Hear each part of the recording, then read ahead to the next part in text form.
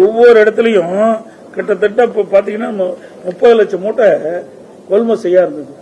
இப்ப பாத்தீங்கன்னா ஒவ்வொரு இடத்துலயும் 26 மட்டும் பாத்தீங்கன்னா மாரநேரி 2 கொள்முதல் நிலையத்துல 13,000 மூட்டை கொள்முதல் செஞ்சு டிபிசியில அடுக்கி வச்சிருக்காங்க. இன்னும் 6,000 மூட்டை கொள்முதல் செய்யும். இந்தல்லூர் 2 கொள்முதல் நிலையத்துல 12,000 மூட்டை டிபிசியில கொள்முதல் செய்யப்பட்டு அப்படியே இன்னும் எடுக்காத கிடக்கு. 5,000 மூட்டை இன்னும் கொள்முதல் செய்யாம இருக்குது. இப்படி அந்த ஒரு பகுதியில் மட்டும் ஒரு தொகுதியில் மட்டும் 55,500 மூட்டை கொடுத்திருக்கிறாங்க. ஒரு சில நேரடி கொள்முதல் கொடுக்கப்பட்டது.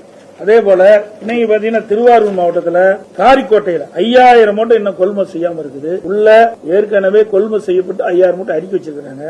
பேரையூர்ல 10,000 மூட்டை கொள்முதல் செய்யாம திறந்த வெளியில அடுக்கி வச்சிருக்காங்க.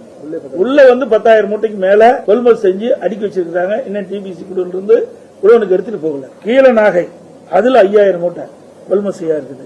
நெம்மேலி அதுல 5,000 மூட்டை கொள்முதல் செய்யா இருக்குது. அங்க ஏற்கனவே கொள்முதல் செய்யப்பட்ட 2 இடத்துலயும் 6,000 5,000 மூட்டை அங்கேயே அந்த குடோன்ல இருக்குது. அதையும் டிபிசி சென்டர்ல இருந்து இந்த குடோனுக்கு எடுத்துட்டு போல.